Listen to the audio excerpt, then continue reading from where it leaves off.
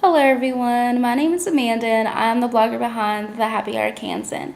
So I'm super excited because today we're going to be talking about social media for sororities. So you probably know me from a lot of the sorority content that I put out on the Happy Arkansan, and this masterclass is just an extension of one of my most popular sorority posts, which is all about sorority social media. So I hope that you guys enjoy this, and I hope that you guys get out a lot out of it. And yeah, so let's just begin. So this master class is for you if you meet these next couple of qualifications. So you want to learn the basic skills you need to share your sorority's message. You don't know where to spend most of your time with social media and when you need to spend that time. You are just at a loss of how to organize social media updates and where to find content to post, because it is a world out there, you guys, and there's so much information, and organizing it can be a bit of a pain.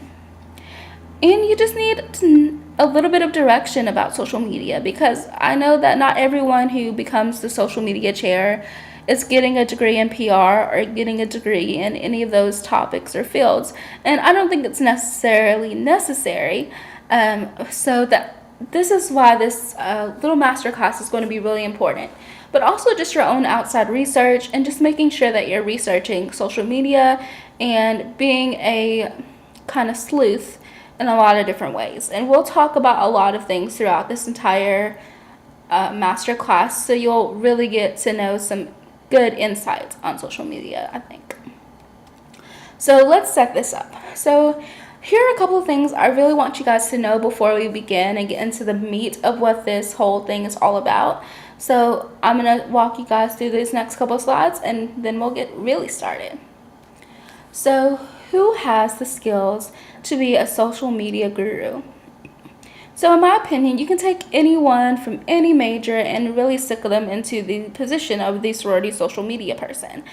You know, being a social media chair doesn't require a ton of things.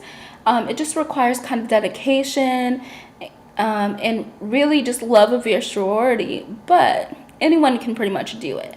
But there are a couple of important skills that I think you should have, and you can definitely grow on those skills.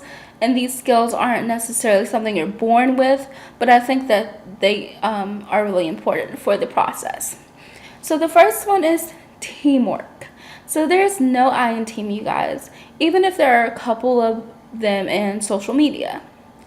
You have to work with so many people to pull off a great social media strategy. You have to work with the president, you have to work with the recruitment director, the new member director, you have to work with the Panhellenic delegate, you got to work with the intramural chair, the alumni relations chair, you got to work with all of these people. And not only them, but you have to work with regular members and new members to share the message of pretty much everyone in your sorority. You are the contact person. You are the person with the Twitter handles, the Pinterest login. You are the person with the Instagram feed. Like, you are that person. So you have to be able to reach out to all these different people, contact all these different people, and have all these relationships. So teamwork is key so that you can make sure that your social media strategy really is a winner. Organization is also really important. So that doesn't mean that you have to be organized in every aspect of your life, because I'm a really unorganized person. But as long as you're organized in the moment, in your chair position, and finding ways that you can be organized the best. And I have a really great system that I think you guys will love, and you probably already have access to, but might not have thought about it in this way. So yeah. We're going to talk about that a little bit later on in this masterclass, so stick around for that. Also, you kind of need to be excited about your sorority. You need to love your sorority. You know, depressing status updates are kind of a no-go, because you're trying to make people happy. You're trying to show them the best parts of your sorority. And it doesn't mean that on your personal page, you have to be peppy. But on the page where you're representing your chapter and potentially representing your organization as a whole to a lot of people, you kind of want to be excited. You want to be happy. You want to show the best parts of your sisterhood. You know, sometimes you might have those things where you need to be kind of somber. Obviously, if there's like a death in the sorority, or there's like an incident that happens and you need to address it, obviously you don't want to be excited or peppy or happy about those things. But for the most part, day-to-day life, you kind of need to be excited. You need to be happy.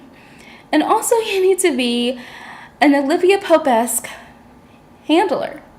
So, you don't want to go scandal on your sisters or scandal on the general public. You don't want to be a Jake Ballard. But you really do need to be able to handle situations on social media without freaking out and without you want to approach everything with class. Every accusation, everything that happens. There's some things where you're clearly in the wrong and you need to own up to that. But there are some things where people are just like in the rumor mill. They're just zhuzhing up rumors. And you don't want to react to those things. You want to fix them in a way that it's not just rude or going off or popping off at the public. So you need to be able to handle those situations with grace and with class and with dignity, and show that your sorority is better than the rumors, better than the haters. Obviously, like I said, if you're clearly in the wrong, you're clearly in the wrong, and that's something you need to figure out a way to own up to. But for like general day-to-day rumors and things like that, you don't want to pop off. You don't want to do a lot of things that are rude or inconsiderate to the public.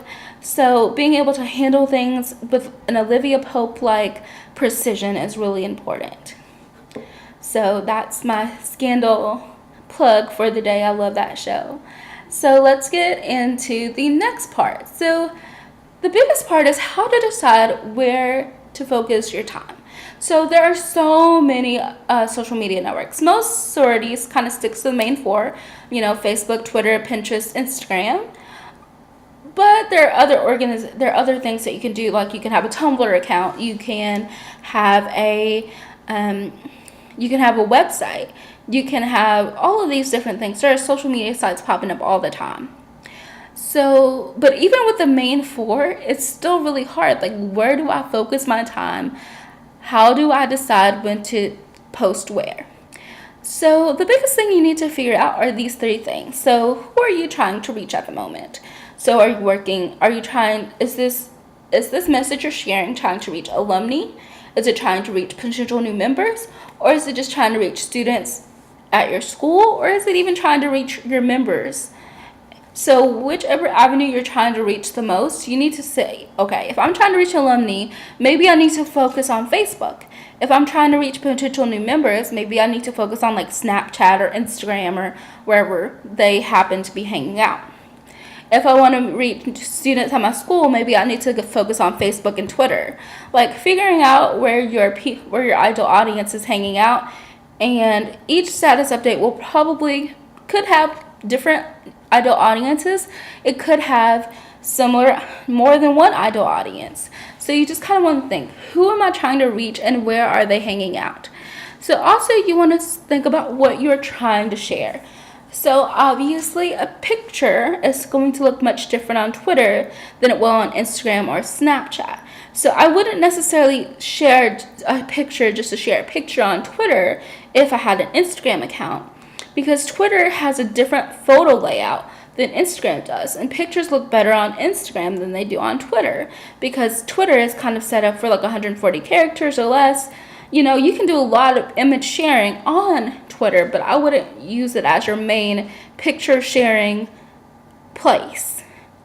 So are you trying to share a message of thanks? So you obviously want to go somewhere where you can write a longer message, and especially if it's going to be a longer message, a long note. You don't want to do a long note on Twitter, like it's 140 characters or less. And they're making some rules that are laxer where you can make longer stuff, but it's still 140 characters. So you want to place your long notes on a place like Facebook or Instagram where they're seen more, but specifically Facebook, because long notes work best on Facebook, I believe, than Instagram, even though you can post really long stuff on Instagram.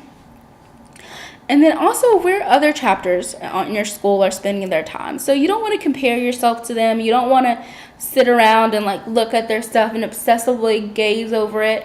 But you do want to think, where are they posting, and how can my chapter post in a similar location to them? So now let's move on to our goals. So you need to have some goals. Goals are very important when it comes to what to post on social media. So let's chat about that. So you want to have hashtag goals on fleek, you guys. So why are goals so important? So the basic premise is that it gives your sorority and you something to aspire to. So if you don't have a goal, what are you doing? How are you moving forward? What is your purpose as a sorority, as a chapter especially? So you need to have a vision, you need to have goals. Two, it helps you track your progress. So say you won $1 million. That's amazing. Awesome. But if you knew that just 10 minutes ago you were in a low wage job and you didn't know how you were going to eat, you would appreciate that $1 million a lot more than if you just didn't know your worth, or didn't know how much money you had, you didn't care, and you were just like, oh cool, $1 million. But it makes a lot more sense for you if you know where you have been, so you can track your progress once you reach those amazing goals, like getting $1 million or getting 20 people in your pledge class.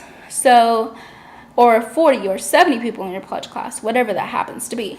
And three, do I even need to list a third reason? I like threes because I'm a member of Tri Sigma, so I like to do threes a lot, and so you'll see me doing threes a lot here, but sometimes I just do it. I don't really think there's a third reason of why you need to have goals. I think you just need to have goals, you guys. But how do you set social media goals? Because that's a lot different than a goal in general. So my tip for setting social media goals is that you need to work out your goals as a sorority. And then once you reach those goals, do you use that teamwork we talked about earlier to work with your president, work with all these people in your chapter to come up with your goals. Then you're going to take those goals that your chapter set for themselves, and then you're going to see, how can I use those goals to focus on social media? So how can I take the goals that we have as an organization and use my powers as a social media guru to reach those goals? So let's delve a little bit deeper into that. Okay. So I know what you're thinking. A social media strategy isn't going to help raise our chapter's GPA, but you know what a social media strategy can do? It can attract new members who are studious by showcasing how studious your sisters already are. So one of the big things, I say go to the library every month and just find a sister who is studiously studying. Like, go through your library at a different time every month, different day every month. Find a sister who is studying, take her picture, give her a Starbucks gift card, and say on social media, this is our sister. She was studying seriously for this test. We gave her a $10 Starbucks gift card to get her through her time studying. And just do that every month or every couple weeks and start seeing a difference. Like, you are now entering this love of studying into your chapter. You are telling potential new members, we love people who study. We appreciate people who study, and we reward people who study in the library, or we reward people who love their studies. Or you can do a test bank. So every time someone gets an A on a test, you say, hey, send me your A on the test, and at the end of the semester, at the end of the month, we'll take everyone who got an A on the test, and we will give you a prize. Work with your education director on that. And then you, as a social media director, you come in and you take their picture and you post about this awesome thing that your sorority is doing on social media. And that is how you kind of inject this, we want to raise our chapter GPA, we want to attract studious students, into your social media strategy. And that's a really awesome way to do that. Let's say, I know what you're thinking. A social media strategy can't inherently make me win games, but you know what a social media strategy can do? It can attract new members who love athletics to your sorority, and it can also get your members more excited about attending your intramural games. So work with your intramural chair. Say, hey, what is your goal? Do you want to have more athletes in the sorority? Do you want to advance how much we win games, or blah, blah, blah, blah, blah? Then you can say, okay, how can we as a sorority spotlight our athletes? How can we share their stories on social media, whether it's Twitter, Instagram, Snapchat, whatever it is, to make it seem like we are the best athletes in the world, even if we aren't yet, so that we can attract more athletes and so that we can attract more members to our games, so that our games look fuller, so that everyone looks happier, so that our teams have that support that they need. Make your games look ballin', you guys. Make them look amazing. And that is a great social media strategy. And I know what you're thinking. A social media strategy can't sell out our philanthropy events. But you know what a social media strategy can do? It can let the whole school know that you're doing a philanthropy event to begin with. Most of the time, people may not even know that you're hosting your awesome pie in the face event or your awesome pageant. But if you put that out on social media, you can begin to get all of those awesome people into your chapter's events, and raise more money for your philanthropy and sell out those events, so that you are getting those distinctions as being awesome and philanthropic, and then you're attracting awesomely philanthropic people into your chapter because they know that you're awesome at philanthropy because you post about it often. So it's really important that you have these main big goals, and then you take those goals and you transform them into social media goals, and then you implement those goals into your social media strategy. So it's a process, but it's so important and it's so easy if you just sit down with the goals that you've created and see, how can I turn this? And it might not work right away. It might not work on the first recruitment cycle. It might not work on the second. But this is something you're building up over time. This is not a one then done. This is not, okay, I want to attract more CDS students, so 1 week I'm going to share a whole week of people studying, and then I'm never going to share it again. You want this to be consistent. You want this to be over time, and you want this to grow. So yes, grow with this, you guys. So now let's chat about hashtags. We're kind of going a little bit different, but this whole system is going to be kind of disjointed in a way, I guess, because that's how I wrote it. But hopefully these pieces make sense, and I'm going to be putting all of the slides and the slides below this, so you guys can kind of follow along, or you guys can follow this later and these examples later, blah, blah, blah. So why you need to be using hashtags. So one, you can connect with your ideal audience, and everyone has an ideal audience. So every post that you make has some sort of ideal audience, or every platform has some sort of ideal audience, and you want to reach that ideal audience. Number two, you can grow the amount of interaction on your post. So when you use hashtags, they up the amount of interaction you get on the post. Obviously, you can only really do this on Twitter and Instagram, because on Facebook it looks kind of weird, but hashtags are still important, especially for Instagram growth. And then number three, you can get inspiration from those hashtags. So following hashtags from your national sorority hashtags, like all those chapters are doing amazing things, and they're also using those hashtags. So you can gain inspiration from the things that other people are doing in their Greek chapters across the country, and other chapters in your sorority across the country as well. So let's delve a little bit deeper on hashtags. So the basic thing that you need to understand about hashtags is that you need to use them and interact with them. So many people put them on status updates and then call it a day. But after you do that, you can spend just 15 minutes a day interacting with the most important hashtags. So maybe your most important hashtag is a school-related hashtag or a sorority-related hashtag.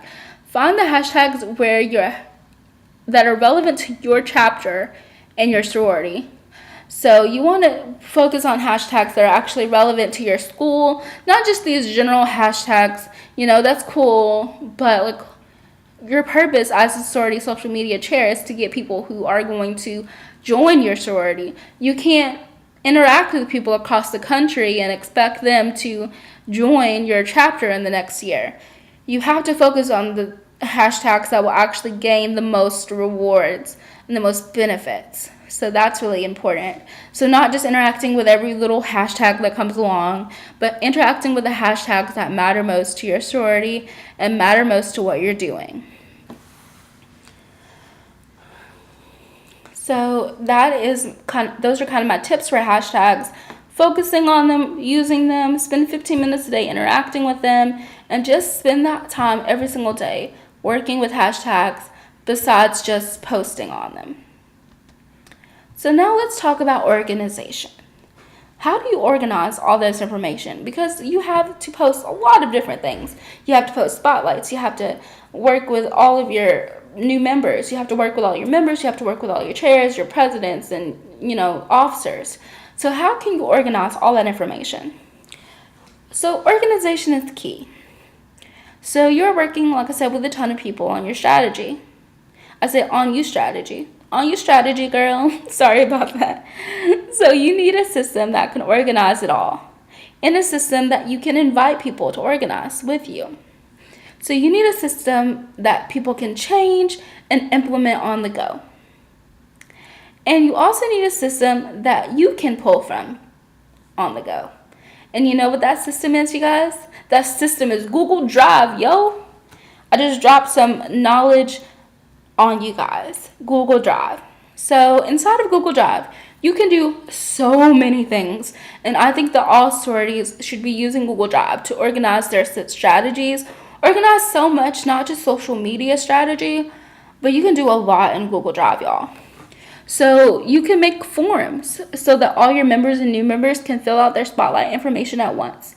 So if you have a bunch of spotlight questions that you ask over and over again, you can basically send out one form, tell people, hey, I'm doing spotlights for my sorority, for my social media account. Send me your, fill out this form real quick for me with your sorority spotlight information. So have a place for their name, their year, their major, whatever questions you want to ask them. You can have a list of 10 questions and ask them to fill out 2. However you want to do it, so that each spotlight is a little bit different and they're not all the same. Or if you have a series where you want them all to be the same, like maybe you're spotlighting all your new members that semester, and you want all of your spotlights to be the exact same, just different people, do that as well. Now, it's kind of difficult with Google Drive because you can't get pictures from the forms unless they're in the same network as you. So that's a little bit different. So you can't necessarily do that. But if you should know everyone in your sorority, hopefully, especially if you're the social media chair. So hopefully you can stalk them on Facebook and get a picture that way. And also you can store folders and folders of pictures on Google Drive. So you can make all kinds of folders for everything. And also you can make spreadsheets and documents that people can update in real time. So maybe you want to send a Google Doc to all of the officers to write in, or all of the chairs to write in about things they have going on. And I can update that, and you can see those updates in real time, and it's really awesome. And also, you can access all of this information in multiple different locations. So you can access it on any computer just by going to job.google.com and logging into your information.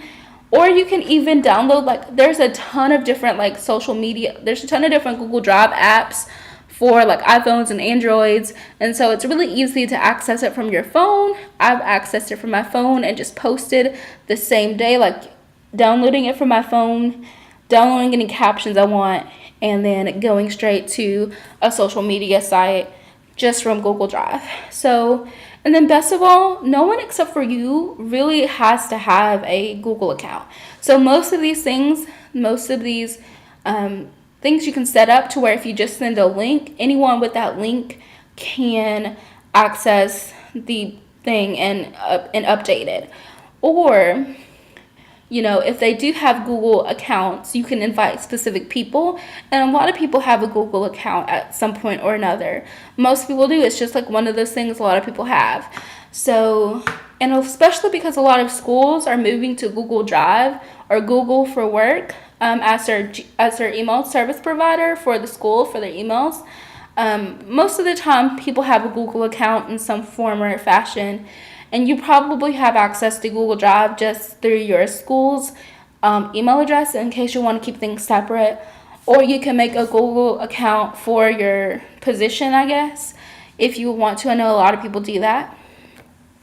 So whatever you want to do, Google Drive is a great system to keep all of that stuff in place. A lot of people can edit it, and it's perfect. Also, there's like Google Calendar in case you have some things you want to keep on a calendar. There's just so many tools within the Google system. Like, you can learn so much. Like, Google is amazing. So definitely check out Google Drive if you're not already. And even if you have it, think about using it for social media purposes and not just like school purposes. So yeah. So now let's talk about making it a strategy. Because all these pieces and parts are cool, but what makes it a strategy and not just a mishmash of different parts? So that's what we're going to talk about now. So let's go back to the goals that we set. So 1, think about your goals. What is your sorority even trying to accomplish? So once you have those goals, it's really easy to turn those goals into a strategy. 2, you want to think about your activities. So what does your sorority have going on? You want to think about that whole calendar of events that you have. What are you trying to work up to? That's really important when it comes to making your strategy a thing. And also 3, think about the content that you have and how can you spread that out evenly. As we talked about a little bit earlier, you don't want to just post all of your study content in 1 week, because if you want to like become a more studious sorority, like you have to pull that content over the time that you have to be doing this. So if you're doing a campaign leading up to recruitment, you don't want to drop all your content right before recruitment thinking that's going to be okay, because a lot of people have already done their research and now they're just freaking out about going through recruitment. They're not researching as much. They're freaking out. They're researching a little, but if your chapter just kind of updates up and they've been researching you for months and you haven't posted anything and all of a sudden you have everything, that's not going to make it okay for them. So you need to have a strategy that's consistent. You need to have a strategy that's pulled out over time, spread out over time, and not just dropped on them like a knowledge bomb. We don't want a knowledge bomb our potential new members, you guys. So what does it all mean? So 1, you need to sit down and pick out what you want to say and when you want to say it. So, if you have this thing coming up, you want to make sure that especially for your big events, so your big philanthropy events, your big recruitment, your big anything that you have going on that's really big, you want a lot of attendance or you want a lot of eyes on, you need to have a particular strategy leading up to that. And you need to lay out, okay, this is when this happens. Let's work backwards. And so you also cannot just decide to up and put a semester's worth of content, like I was just saying, right before recruitment. That's not a strategy. That's just dropping all this stuff on them with no context, and it's not going to work. So you need to make a goal for each month or each event that you want to bring attention to. So then at the end of that month or when that event happens, what do you want to accomplish for your sorority as far as social media goes? I'm having so many accents today, guys. I don't know what's up with that. So you need to break the goal into weekly chunks, and then you need to break that down into daily chunks. And that's really awesome. Like, you need to have the small chunks because it's really hard to think of your monthly big task, your monthly big goal, or your event-centric big goal. So you need to first focus on those small daily chunks. But the big thing is you need to start from the big goal and then work down. Don't start from the small goals and then work up, because it will be really hard to focus that way. So I want you to make your big goal and then break that down into those small goals that fit into that. So say your big goal was to get people to sign up for your fun philanthropy that was like a kickball tournament. So you need to work with people who are in charge of that event, obviously, and you need to say, okay, so this is what is successfully, if we were able to successfully do this kickball tournament, this is what this success would look like. Ultimately, this is what we want to accomplish with this kickball tournament. Then you need to think, okay, what do I need to do weekly in order to come to that conclusion? What do I need to sell? How many posts do I need to make? All of those things. So obviously, everything's not going to be up to you as the social media chair. There's only so much you can do, and most of that has to do with social media updates. So how much should I talk about this kickball tournament every single week? And then you want to think, okay, I have all these, so you want to do this for everything, and eventually you're going to have to kind of weed things out. This is like a perfect world, what you should be doing. And then what you should be doing daily to talk about this kickball tournament.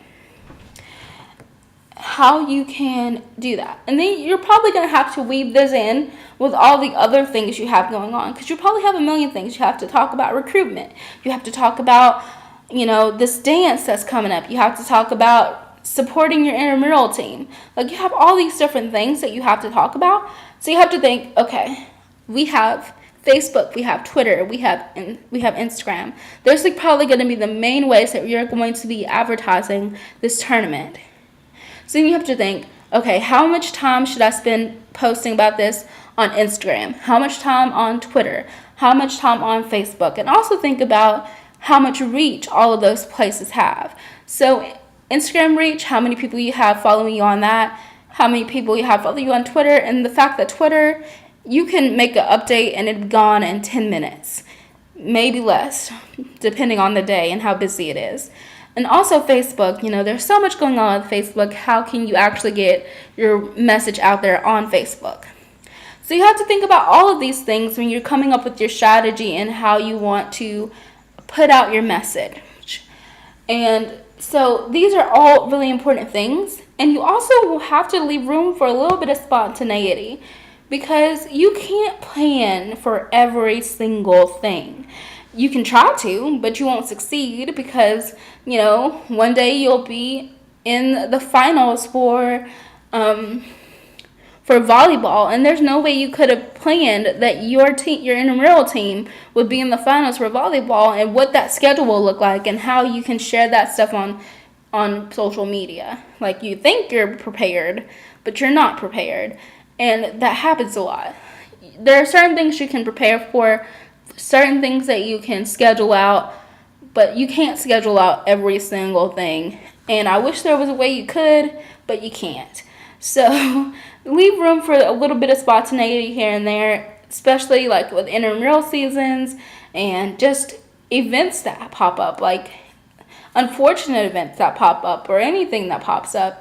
And just be aware that sometimes you'll have to put some things in there that you didn't plan to put in there. And obviously, sometimes chair people or chairwomen or officers aren't necessarily forthcoming with what's going on, and they might tell you about an event that wasn't on the calendar or something else that happens. Spontaneous things happen all the time, and you need to be prepared for all those things. So obviously, this is not the comprehensive end-all be-all social media thing. It can't be. But I am always here for you guys if you need more help about your social media strategy, about what you have going on, about how to make it better. So definitely send me an email. I'm going to have a form below this whole thing. But also, if you don't feel like filling out that form, just contact me at amanda@thehappyarkansan.com.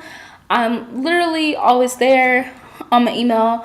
My email comes to my phone, so I can easily check it on the go. And I love to help you guys. I love to check out your social media accounts and see how you can be better with your strategy. Tell me more about your strategy. Tell me what you want to accomplish, and I will try to give you some good advice on how I think it could be better, if that is something that you guys want to do after hearing this awesome little speech here. So I cannot wait to chat with you guys soon, and I'll talk to you guys later. Bye-bye.